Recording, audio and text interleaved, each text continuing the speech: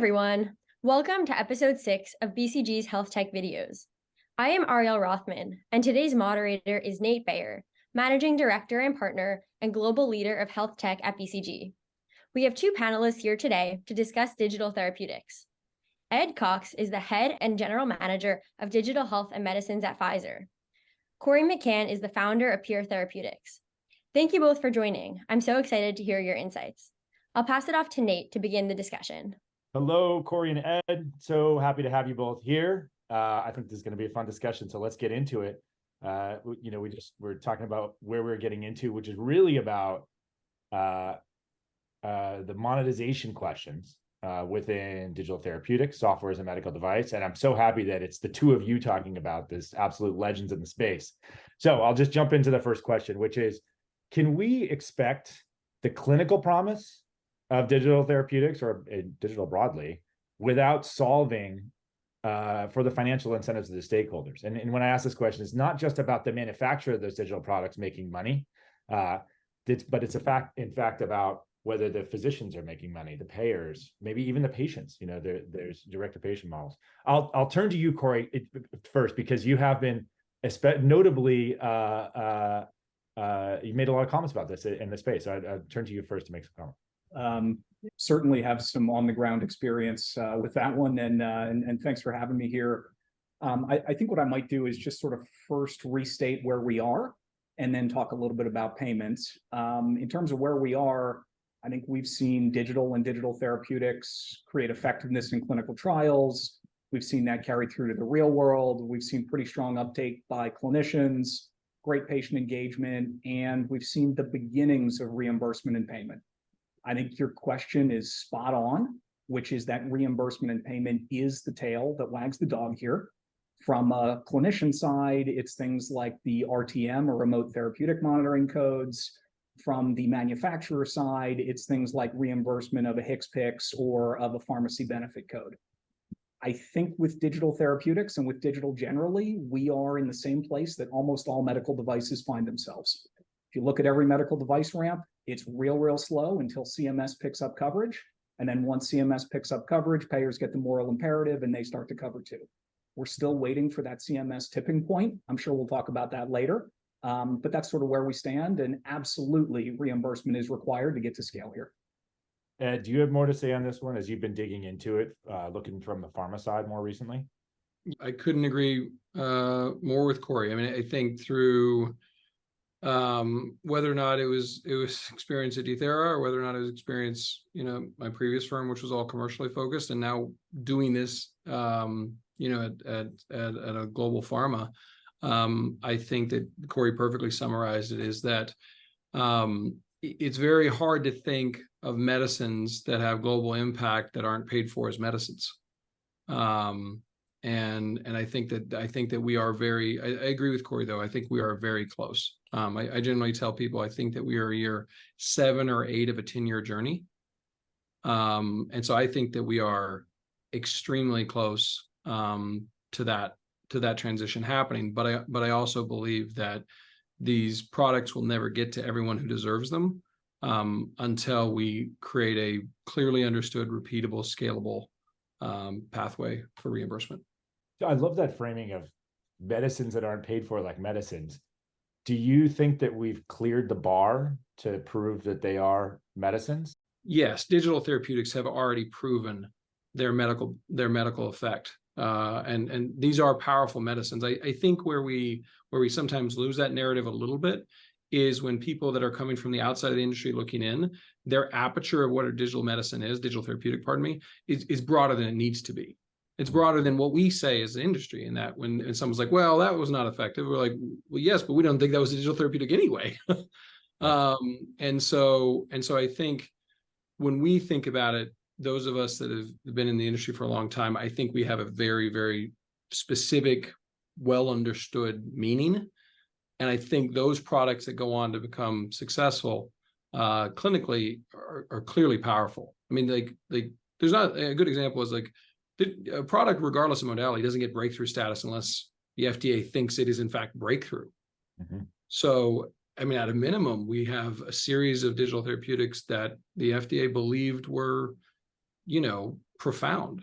And so, yes, I think for digital therapeutics as we think of them, and I'll let Corey answer as well, digital therapeutics as we think of them, I do think absolutely have proven that they have the medical effect that we all hope.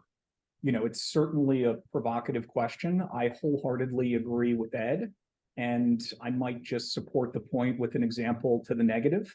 So if clinical evidence was still the barrier, then you would expect that companies going fully at risk would be able to get to payment. And that's just not something that's possible today. I think it's a really nice thing to fall back on. It's a great talking point, but I don't believe that this is an issue of clinical data. I think this is more an issue of a moral imperative.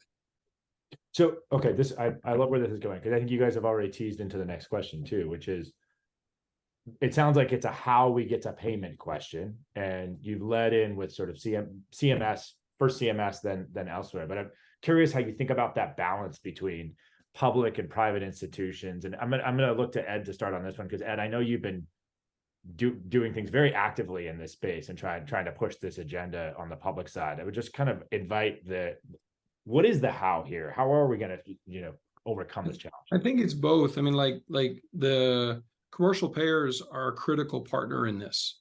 They're a critical partner in this, I think. But I think the idea that, we have some very innovative commercial payers that are leaning in and creating best practices as we go forward.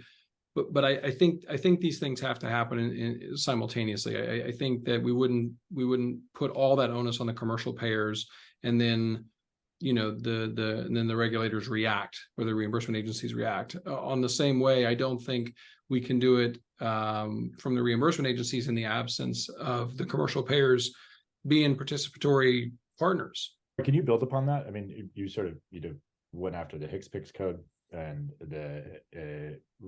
we're able to find monetization there. And I think I don't know.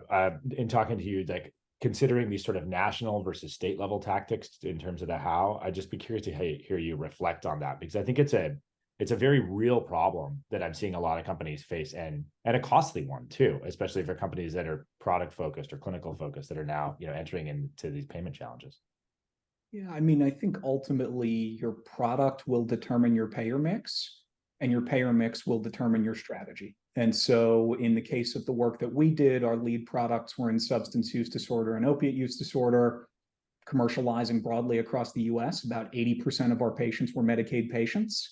And so to get to scale, you need to move into Medicaid. I think our sleep product was entirely different. That was a largely Medicare-focused patient population. And that's really where the federal legislation, the Access to PDTs Act, is, to my thinking, the only path to get to CMS/Medicare coverage. And then commercial payers are a mixed bag. I think to understand commercial payers, you really have to understand incentives.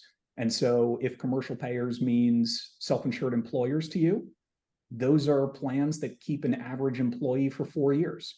They actually care about productivity. They actually care about bending the cost curve. If you're talking about traditional commercial plans outside of self-insured employers, those plans keep patients for a year, and it's much easier for them to just deny coverage, deny care, and collect a premium. It's a great business model. So I think that's a lot of words to say that the strategy here has to be bespoke, and it's highly dependent on what your product is. Yeah, that's really interesting. So I think that actually tees up what, the last place I want to go, which is, how do we, from an industry perspective, think about how all the pieces fit together? And I think, everyone has differing perspectives. I mean, Corey, you've sat on many sides of the table between services, venture, startup. You've done deals with pharma. You've seen it there. And, between, Dthera, Eversana, Pfizer, you've seen it from many different angles too. And I mean, I'm a firm believer that the, ecosystem is really going to be necessary here, and these partnerships are critical. And, that there's interfaces where people exchange data, they exchange dollars, and like that, you have to really understand those interfaces and solve for them, not just for the individual nodes in an ecosystem. Corey, could you comment on that as you think about those ecosystems? And I mean, just as an example, could we even just talk about relationships between pharma, med tech, and DTX growth stage companies? Yeah, for sure. I've been on multiple sides of many of these transactions. And I don't often get to do it, but I want to quote the Cookie Monster here. And so when childhood obesity became a big issue, they launched this campaign, which is cookies are a sometimes food. And so I think about partnerships the same way. Partnerships are a sometimes food. It really depends on what you're looking to accomplish. I think if you work through the stakeholders in the value chain, payers are great partners. They're great partners for unlocking coverage. They're not great partners for unlocking volume because engagement rates with payers are incredibly low. Providers are absolutely the opposite, and I would put IDNs in that bucket as well. I think they'll get you to volume if volume is your problem, but they won't get you to payment if payment is your problem. IDNs are kind of a unique beast because in some world they should have both volume and coverage, but God bless you, good luck finding those patients and uncovering the complexities of their risk-taking book. And then on the pharma side, the promise is certainly there. I'm really bullish that with people like Ed in the mix, pharma's gonna figure this out, but pharma doesn't really have a track record at this point of specifically dealing with stuckness in reimbursement. I think if you look at drug products, they are reimbursed by statutes, and then PBMs dial back access in order to control cost. Devices are exactly the opposite. And I think that's kind of the boogeyman for pharma right now, which is why everybody's hanging around the hoop waiting for the federal legislation. Ed, do you want to build on this? Talking from the pharma side now? I think Corey framed it really, really well. And I think you're right to pick up on, at least my perspective, it is absolutely we, right? Because the thing is that I think one thing that's fascinating about digital therapeutics and prescription digital therapeutics is there's not an adversary. There's no entrenched stakeholder that doesn't want this. That's the interesting thing. Maybe there's apathy, maybe there's passivity, right?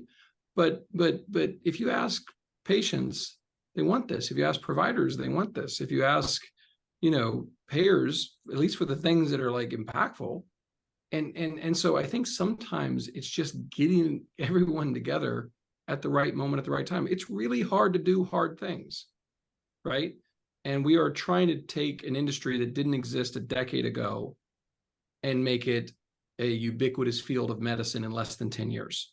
That's the hardest part. The hardest part is just the time scale that we're trying to do this in.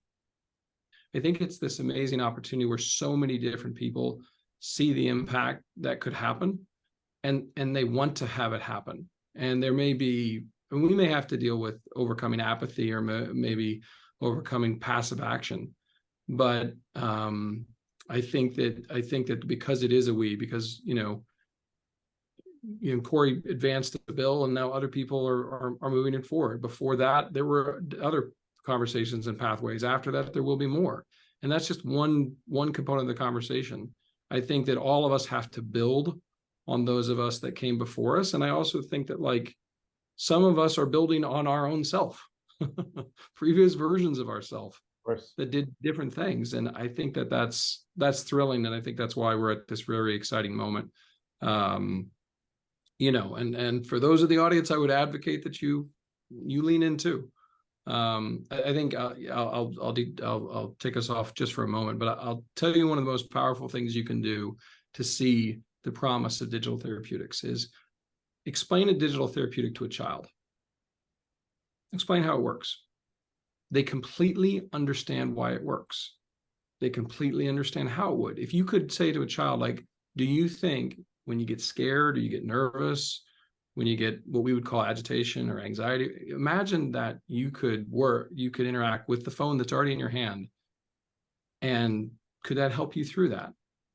They take that as 100% obvious. There's a generation that will be apoplectic that digital therapeutics aren't reimbursed by the time they get to the concept of understanding that products are reimbursed or not. And that to me is the change, is that if you can explain it to a child and a child says, yeah, then I think that the rest of us can catch up to them. I love it, Ed. I love it. And I think you're right. My daughter talks to Siri like it's her buddy and has no issue with it, which is, awesome to see. But thank you both. This was this was great. I have some very legitimate takeaways from the discussion. So I really appreciate this short time together and hope to catch up with you both soon.